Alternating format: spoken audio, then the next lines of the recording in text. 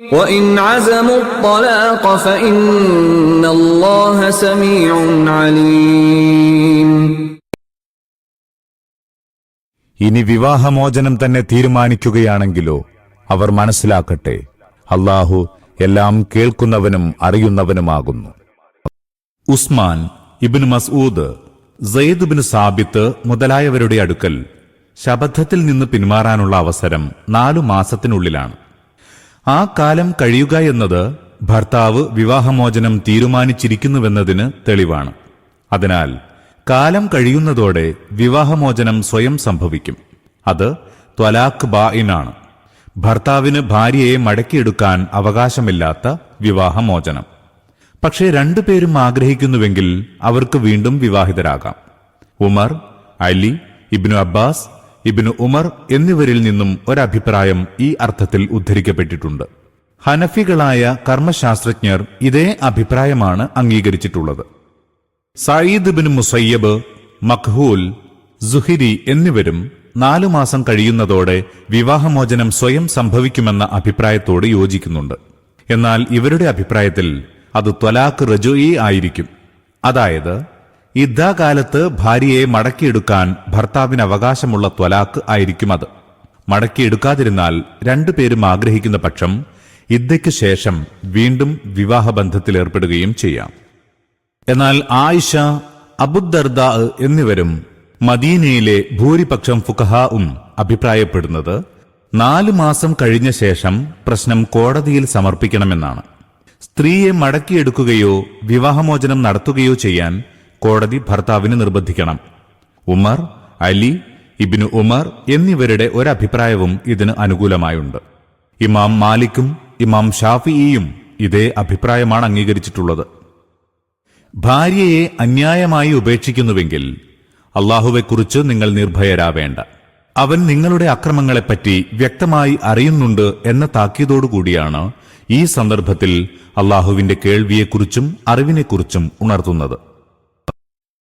والمطلقات يتربصن بأنفسهن 3 قروء ولا يحل لهن أن يكتمن ما خلق الله في أرحامهن إن كن يؤمن بالله واليوم الآخر وبعولتهن أحق بردهن في ذلك إن أرادوا إصلاحا ولهن مثل الذي عليهن بالمعروف وللرجال عليهن درجة والله عزيز حكيم.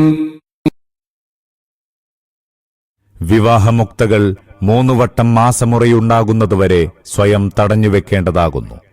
അവരുടെ ഗർഭാശയങ്ങളിൽ അല്ലാഹു സൃഷ്ടിച്ചു വെച്ചിട്ടുള്ളതിനെ മറച്ചുവെക്കുന്നത് അനുവദനീയമല്ല. അല്ലാഹുവിലും അന്ത്യദിനത്തിലും വിശ്വസിക്കുന്നുവെങ്കിൽ അവർ ഒരിക്കലും അങ്ങനെ ചെയ്തുകൂടാ. ഇനി അവരുടെ ഭർത്താക്കന്മാർ ബന്ധം പുനഃസ്ഥാപിക്കുന്നതിന് സന്നദ്ധരായാൽ ഈ കാലയളവിൽ അവരെ ഭാര്യയാക്കി തിരിച്ചുകൊണ്ടുവരാൻ അവർക്ക് അവകാശമുള്ളതാകുന്നു. സ്ത്രീകൾക്ക് ന്യായമായ അവകാശങ്ങളുണ്ട്. പുരുഷന്മാർക്ക് അവരുടെ മേൽ അവകാശമുള്ളതുപോലെ തന്നെ. എന്നാൽ പുരുഷന്മാർക്ക് അവരുടെ മേൽ ഒരു സ്ഥാനവുമുണ്ട്. അല്ലാഹു എല്ലാവരുടെയും മീതെ അജയ്യനായ അധികാരസ്ഥനും യുക്തിമാനുമാകുന്നു. ഈ സൂക്തത്തിലടങ്ങിയ വിധിയെക്കുറിച്ച് ഫുഖഹാക്കൾക്കിടയിൽ ഭിന്നാഭിപ്രായമുണ്ട്. ഒരു വിഭാഗത്തിന്റെ അടുക്കൽ സ്ത്രീ 3ാമത്തെ ആർത്തവം കഴിഞ്ഞ് ശുദ്ധിയാകുന്നതുവരെ ഇദ്ദയുടെ കാലം അവസാനിക്കുകയില്ല. അവളെ മടക്കിയെടുക്കാൻ ഭർത്താവിന് അവകാശമുണ്ടായിരിക്കുന്നതുമാണ്.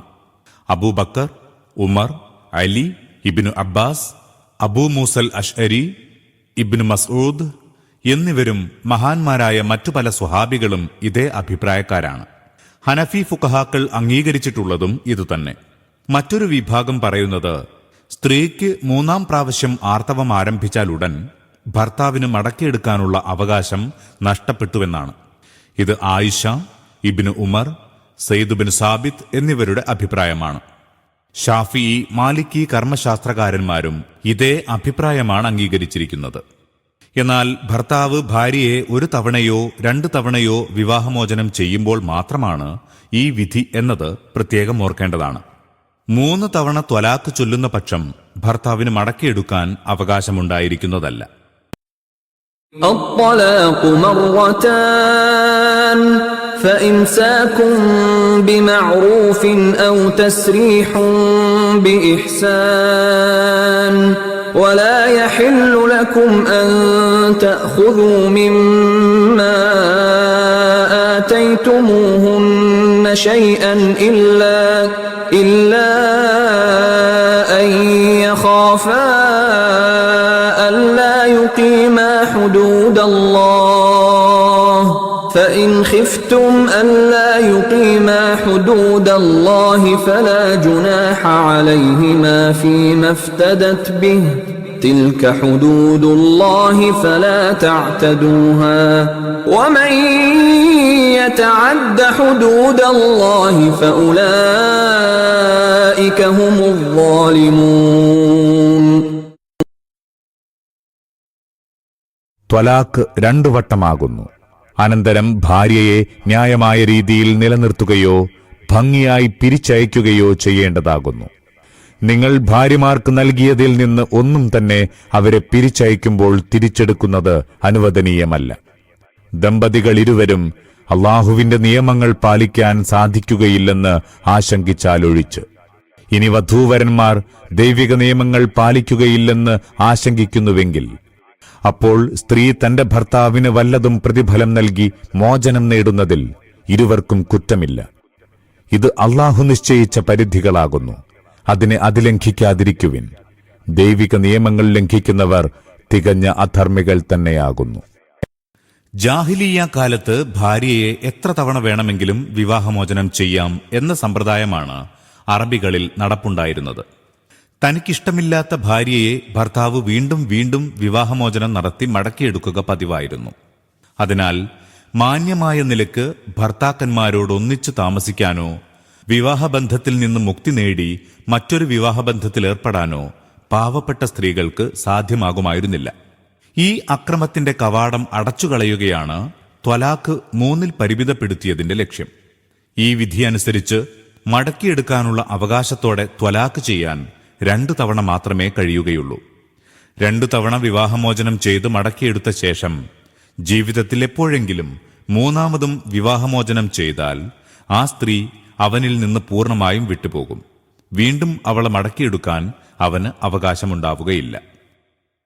വിവാഹമോചനത്തിന്റെ ശരിയായ രൂപം ഖുർആനിൽ നിന്നും ഹദീസിൽ നിന്നും മനസ്സിലാകുന്നതിങ്ങനെയാണ്: ഭാര്യയെ അവളുടെ ശുദ്ധികാലത്ത് 1 തവണ വിവാഹമോചനം ചെയ്യുക.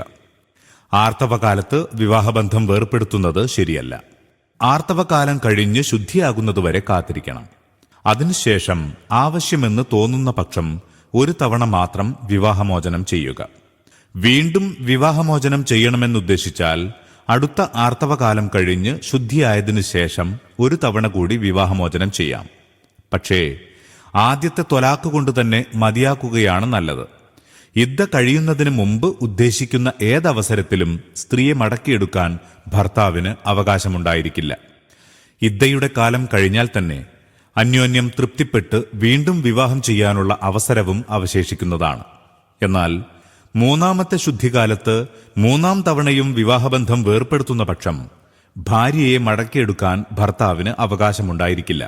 മാത്രമല്ല, ഇദ്ദയ്ക്ക് ശേഷം അവർ വീണ്ടും വിവാഹം നടത്താനും സാധ്യമാവുകയില്ല. എന്നാൽ വിവരമില്ലാത്തവർ ഇക്കാലത്ത് പൊതുവെ സ്വീകരിച്ചു കാണുന്നതുപോലെ ഒരേ സമയത്ത് 3 ത്വലാഖ് ഒന്നിച്ചു ചൊല്ലുന്ന സമ്പ്രദായം ശരീഅത്തിന്റെ ദൃഷ്ടിയിൽ തികച്ചും തെറ്റാണ്. നബി തിരുമേനി അതിനെ കഠിനമായി ആക്ഷേപിച്ചിട്ടുണ്ട്. ഒരേ സമയത്ത് ഭാര്യയെ 3 ത്വലാഖ് ചൊല്ലുന്നവനെ ഉമർ ചമ്മട്ടി കൊണ്ടടിക്കുക പോലും ചെയ്തിരുന്നു. ഭർത്താവ് ഭാര്യയ്ക്ക് നൽകിയ മഹർ, ആഭരണം, വസ്ത്രം മുതലായവയിൽ നിന്ന് ഒന്നും മടക്കി വാങ്ങാൻ അവകാശമില്ല. ഒരാൾ മറ്റൊരാൾക്ക് ദാനമായോ സമ്മാനമായോ കൊടുത്ത വല്ലതും മടക്കി വാങ്ങുന്നത് ഇസ്ലാമിന്റെ ധാർമ്മിക തത്വങ്ങൾക്ക് കടകവിരുദ്ധമാണ്. സ്വയം ഛർദ്ദിച്ചത് തിന്നുന്ന നായയുടെ പ്രവൃത്തിയോടാണ് നബിവചനത്തിൽ ഈ നീചകൃത്യത്തെ സാമ്യപ്പെടുത്തിയിട്ടുള്ളത്. പ്രത്യേകിച്ച് വിവാഹബന്ധം വേർപ്പെടുത്തി പിരിച്ചയക്കുന്ന ഭാര്യയിൽ നിന്ന് ഒരിക്കൽ താൻ സന്തോഷപൂർവ്വം അവൾക്ക് കൊടുത്ത സാധനങ്ങൾ തിരിച്ചു വാങ്ങുക എന്നത് അങ്ങേയറ്റം അപമാനകരമാണ്. നേരെ മറിച്ച് ഭാര്യയെ പിരിച്ചയക്കുമ്പോൾ സമ്മാനമായി വല്ലതും കൊടുത്തുകൊണ്ട് പറഞ്ഞയക്കുന്ന സമ്പ്രദായമാണ് ഇസ്ലാം പഠിപ്പിക്കുന്നത്. ഭർത്താവിന് പ്രതിഫലം നൽകി മോചനം നേടുന്നതിന് ശരീഅത്തിന്റെ സാങ്കേതിക ഭാഷയിൽ ഖുൽ എന്ന് പറയുന്നു. ഈ വിഷയത്തിൽ സ്ത്രീയും പുരുഷനും സ്വന്തമായി തന്നെ വീട്ടിൽ വെച്ച് വല്ലതും തീരുമാനിക്കുന്ന പക്ഷം ആ തീരുമാനിച്ചത് തന്നെ നടപ്പിലാക്കുന്നതായിരിക്കും.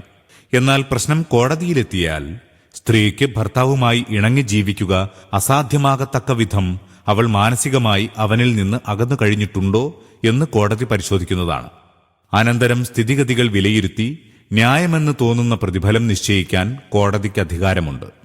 കോടതി നിശ്ചയിക്കുന്ന പ്രതിഫലം സ്വീകരിച്ചുകൊണ്ട് ഭാര്യയെ വിവാഹബന്ധത്തിൽ നിന്നൊഴിവാക്കാൻ ഭർത്താവ് ബാധ്യസ്ഥനുമാണ്.